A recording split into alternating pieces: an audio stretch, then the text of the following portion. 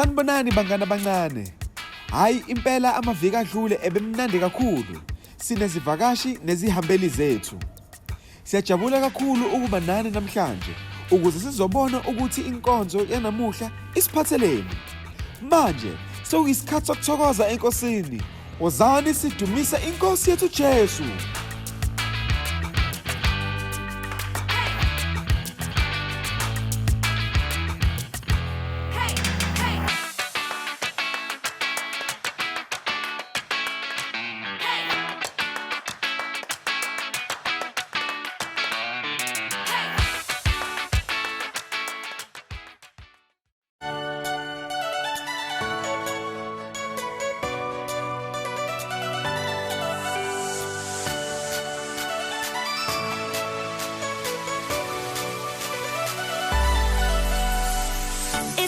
Secret, it's not a fairy tale, it's not made up.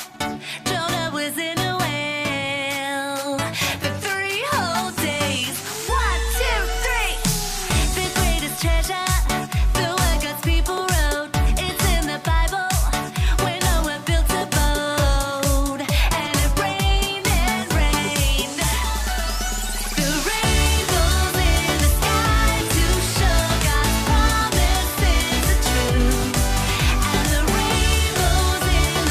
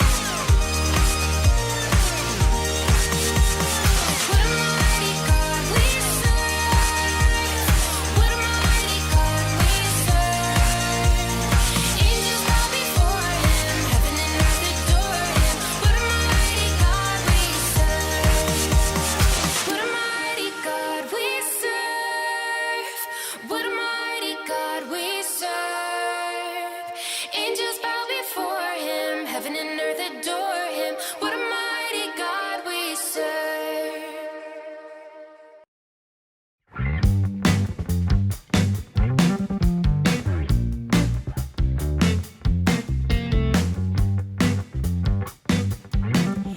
Memory verse yethu namhlanje itholakala kuMakhosi esibili chapter 2 verse 2. Ifundeka kanje. Eliya wathi ku-Elisha, ake uhlale lapha ngokuba uJehova ungithumile eBethel.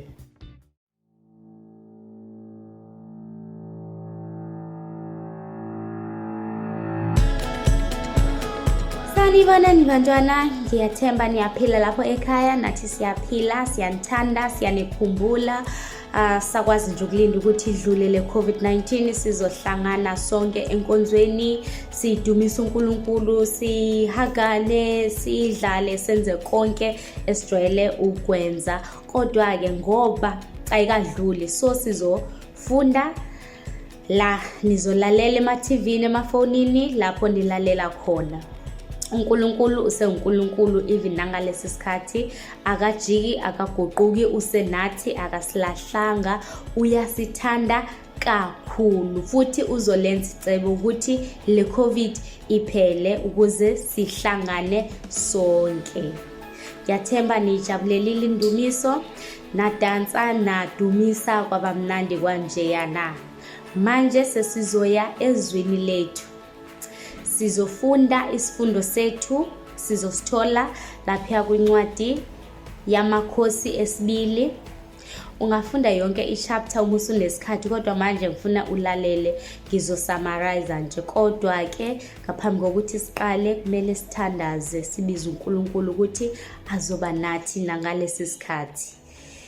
Singathandaza. Baba, egameni likayise nelonyana nelomoya ongcwele, siza kuwe nabantwana bakho belungele ukulalela nokuzwa ukuthi wena ukhulumisana nezimpilo zabo uthini namhlanje ekseni. Siyakwethemba ukuthi wena uzowenza umsebenzi, ngoba moya ongcwele lithi iBhayibheli oqalile umsebenzi ezimpilweni zethu zabo uzowufeza.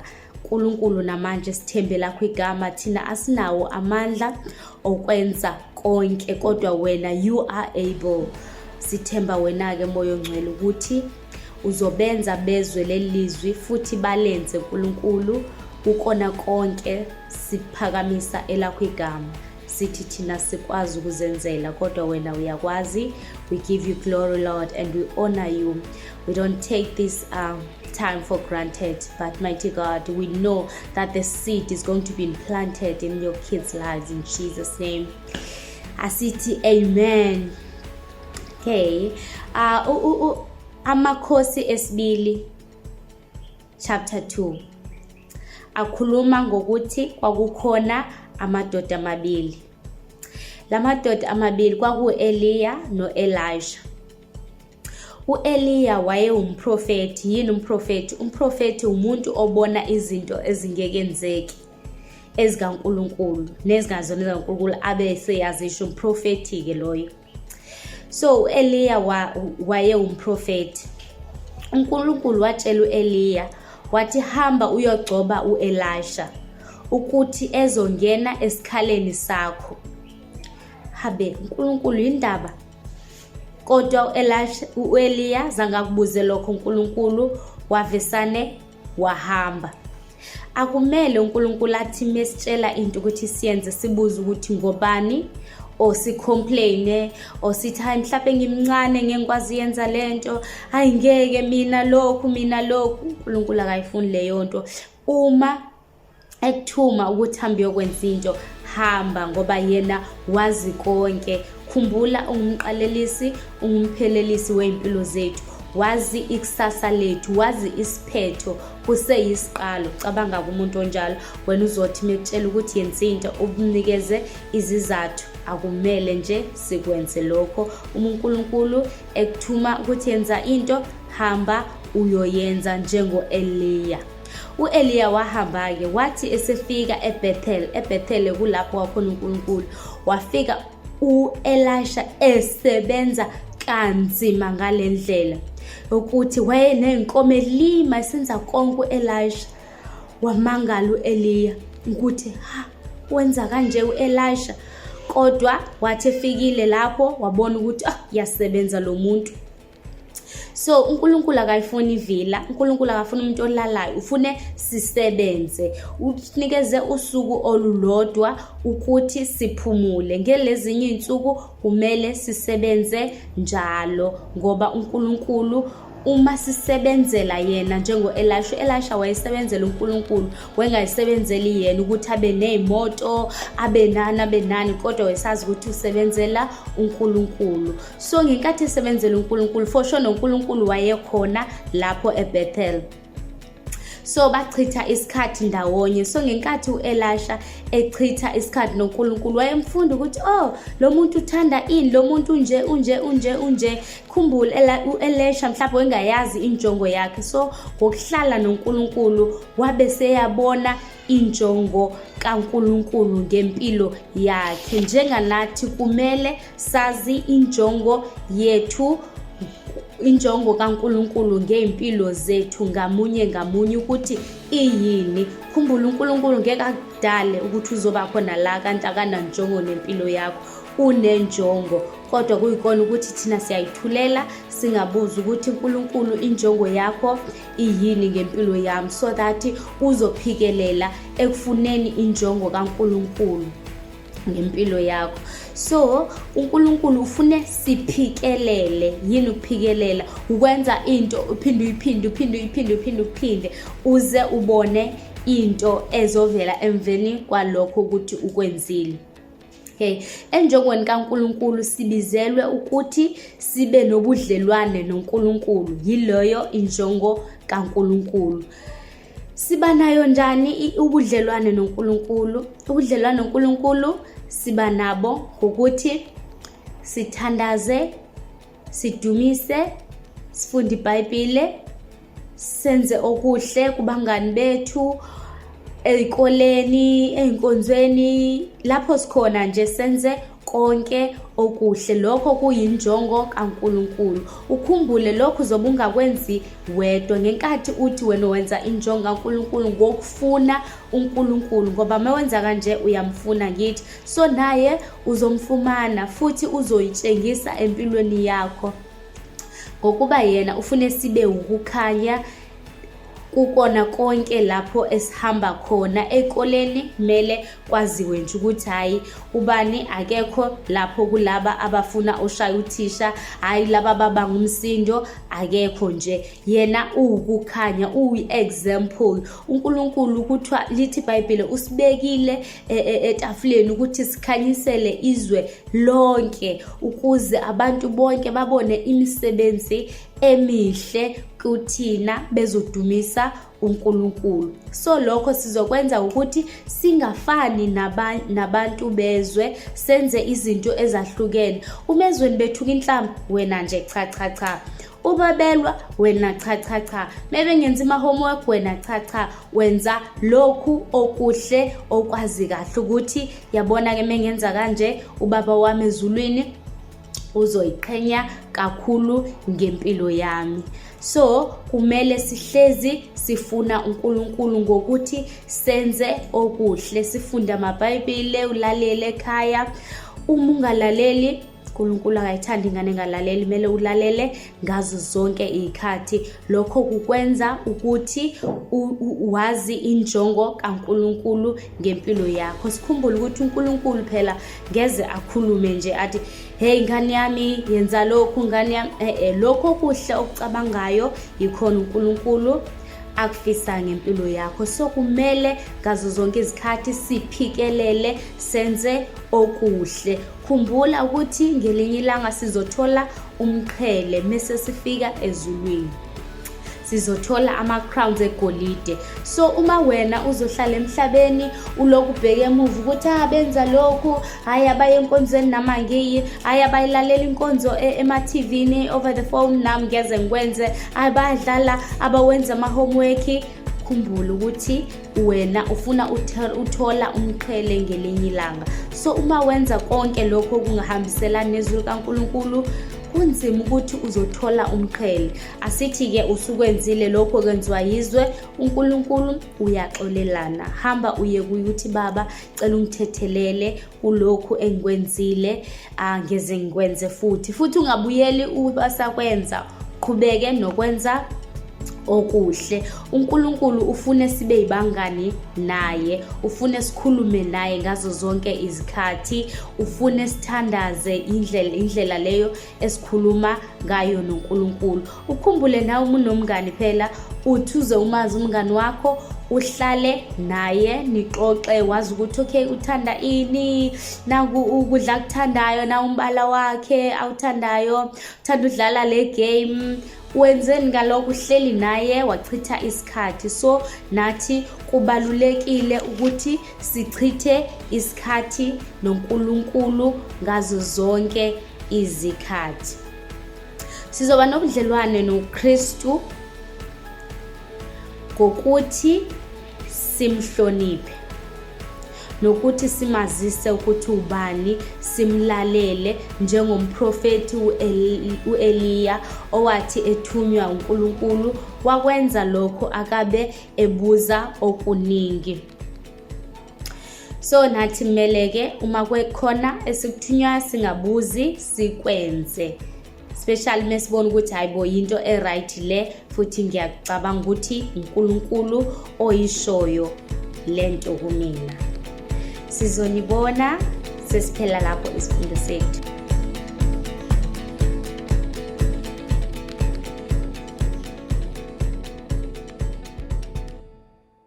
Chariot of Fire. 1 Kings chapter 19 verses 19 through 21 and 2 Kings chapter 2 verses 1 through 13. A man named Elisha was plowing the field. God chose Elisha to be Elijah's helper. Over the years, they traveled together. They told many people about God's love. One day, they stopped beside a river. Elisha took off his coat and struck the water with it. The river opened up. They walked across on a dry path. Elijah was getting older. God was preparing to take him to heaven. Elijah asked Elisha if there was anything he wanted. Elisha answered, I want a double portion of the Spirit God has given you. Suddenly, a fiery chariot pulled by fiery horses came down from the sky. It separated the two of them, and Elijah went up to heaven in a whirlwind to be with God. Elijah's coat fell to the ground. Elisha picked it up. He struck the water with it, and the water parted. Then Elisha knew God had granted his request. And it's quiz time. It's time to test our memory. Sesiya embuzeni, obani lamadoda amabili uNkulunkulu ekhulumisana nawo? Umbuzo wokuqala loyo. Owesibili uthi, isifundo sethu sitholakale eyiphi incwadi eBhayibhelini? Owesithathu uthi, yini ekumele siyenze ukuze sakhe ubudlelwane noNkulunkulu? Oqala impendulo ithi kwaku-Eliya no-Elisha. Eyesibili ithi Amakhosi esibili chapter 2. Oyesithathu impendulo ithi kumele sifune uNkulunkulu, kumele sichithe isikhathi naye ngokuthi sithandaze, simdumise, sifunde iBhayibheli, silalele. How's your animal collection going? Remember that if you don't have the exact same things as in the video, you can be creative by coloring blank paper the color that you need, using scissors to cut, and finding other things that might help you.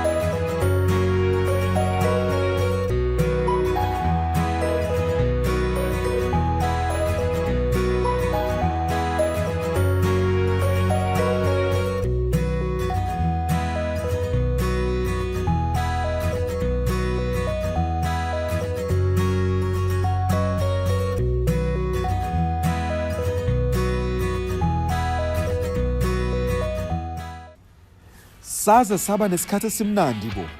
Khumbulani ke ukuthi uJesu uyanikhathalela futhi ufuna ukunithwalela yonke imithwalo yenu enikhathazayo. Aphinda anithwalele noma yisiphi isimo esidabukisayo nesisindayo. Kumele ke bangani sizibophezele ekukhulekeni njalo ekuseni. Nginifisela ivike elimnandi sesiyobonana kuma Zoom chats ethu.